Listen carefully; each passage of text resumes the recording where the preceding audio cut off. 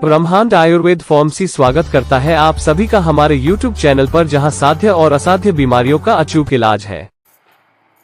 ओम नमो नारायण साधकों, आज हम बात करने जा रहे हैं आयुर्वेदा में वात, पित्त और कफ के बारे में। त्रिदोष, तीनों का बैलेंस करना।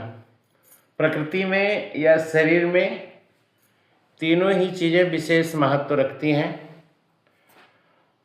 अगर ब्रह्मांड के अंदर जल, वायु और अग्नि डिसबैलेंस हो जाए तो प्रलयकारी स्वरूप हो जाता है,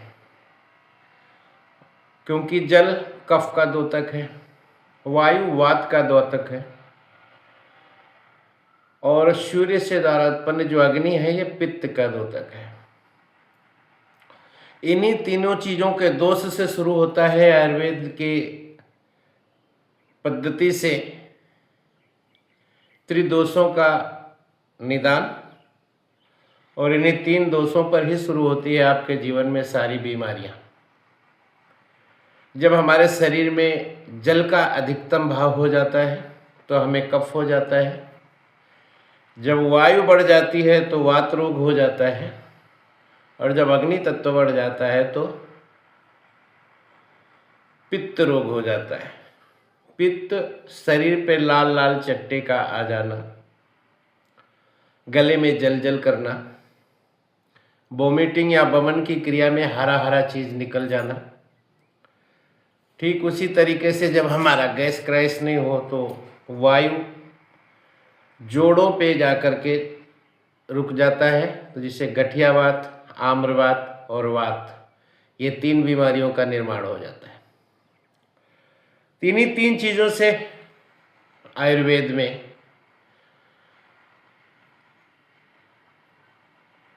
निदान पा जाए। अगर आप वात, कफ और पित्त, इन तीन दोषों से अगर आपको मुक्ति मिल जाए और ये तीनों अगर अपने आप में बैलेंस हो जाएं तो आप पूर्णतः निरोगी हो जाते हैं। जिनकी शुरुआत होती है आहार से, विहार से, शयन से और संयम से।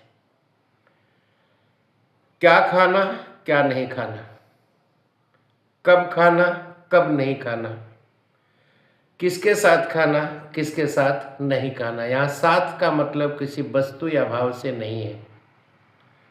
यहाँ साथ का मतलब है कि किस भोज्य सामग्री के साथ क्या वस्तु खाना। जैसे आपके भोजन की थाली में तीखा भी है, मीठा भी है, दाल भी है, तो आप क्या करते हैं, पहले तीखा खाते हैं ना।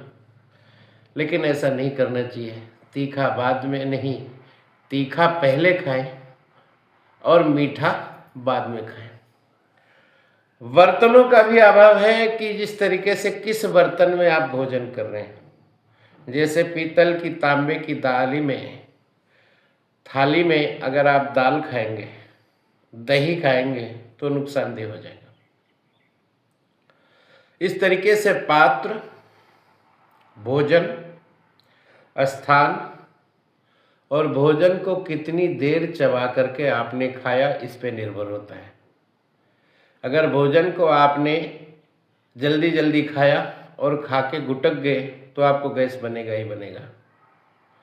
भोजन का समय निर्धारित हो, ये सारी चीज़ों पर विस्तृत चर्चा करेंगे। और पूर्णतः आयुर्वेद के वनस्पति वर्ग पे, हरित वर्ग पे, दधि वर्ग पे, दुग्ध वर्ग पे, जल वर्ग पे, प्रदेश वर्ग पे भी चर्चा करेंगे। यहाँ पर हमारे आयुर्वेद में यहाँ तक बताया है कि किस प्रदेश में, किस क्षेत्र में रहने से कौन से रोग की उत्पत्ति हो सकती है, और किस क्षेत्र में रहने से किस अन्न को खाने से आपका रोग मुक्त हो सकता है। कैसा जल पीने से आपको पूर्णतः रोग से मुक्ति हो सकती है, कैसा जल पीने से आपको पीड़ा हो सकती है। इन सब पे विस्तृत चर्चा करेंगे। और इसके लिए आपको देखना है ब्रह्मांड आयुर्वेदा फार्मेसी का चैनल YouTube पे। संधिवात की बात करें तो संधि धनवात अस्तु संधिवात। संधि का मतलब जोड़ों से है, वात का मतलब वायु से है। जब जोड़ों में वायु जाकर के स्थिर हो जाती है, डाइजेस्टिव सिस्टम सही नहीं होता है, लीवर में मेटाबॉलिज्म वीक होता है, और उसके बाद में फाइबर नहीं होता है, गैस जूसेज नहीं क्रिएट होते हैं, तो कॉन्स्टिट्यूशन से संधिवात की शुरुआत हो जाती है। आप सभी लोगों को एक निवेदन करूंगा कि मेरा पहले जो ब्रह्मांड आयुर्वेदा फार्मेसी था उस पर काफ़ी वीडियोस हमारे डिलीट हो गए। शुभचिंतकों की कमी नहीं है, कैसे हुआ? तो अभी जो आप ब्रह्मांड आयुर्वेदा फार्मेसी देख रहे हैं, पहले दोनों चैनल में, एक ही चैनल में आध्यात्मिक, भक्ति और आयुर्वेद तीनों विषय थे। इसलिए लोगों के आग्रह पे हमने इस चैनल को अलग कर दिया, तो आप लोग इस चैनल को भी शेयर करें। खैर, जाते जाते वीडियो लंबा हो जाएगा, लोग देखते नहीं हैं। एक छोटा सा आपके रसोई से जुड़ा हुआ एक प्रयोग बता के जा रहे हैं, आप उसको प्रयोग करिए। क्योंकि ठंडी का सीजन है, ठंडी इंजेक्ट करती है तो सिर में दर्द भी हो जाता है, पूरे शरीर में अकड़न भी हो जाती है, फीवर हो जाता है और कई कई वृद्ध को तो बहुत सारी प्रॉब्लम्स हो जाते हैं। सर्दी में आपको देखिए अगर डिसेंट्री भी हो जाती है, लूज मोशन भी हो जाता है, तो इस ठंडी से बचने के लिए एक जायफल सारे रोगों के निदान का फल। आज इसका टाइटल रखिएगा, एक जायफल सारे रोगों के निदान का फल। अगर आपके सिर में दर्द है तो एक जायफल लीजिए देसी, और उसको जैसे चंदन घिसते हैं वैसे घिसिए, और घिसने के बाद उसको यहाँ पर लेपन कर दीजिए तो सिर का दर्द दूर हो जाता है। अगर आपको ऐसा लगता है कि चेस्ट में पेन हो रहा है या सीने से बलगम नहीं निकल रहा है, तो जायफल को उसी तरीके से रगड़िए, हल्का सा गुनगुना कर करके यहाँ पर चेस्ट पे अगर मालिश कर देते हैं तो दर्द भी चला जाएगा।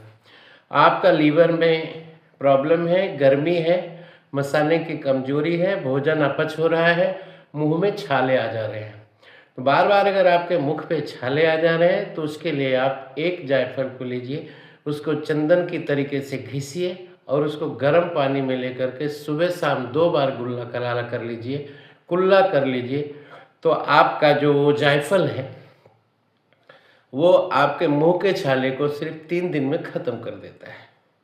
और उसी जायफल का प्रयोग यवन में भी होता है।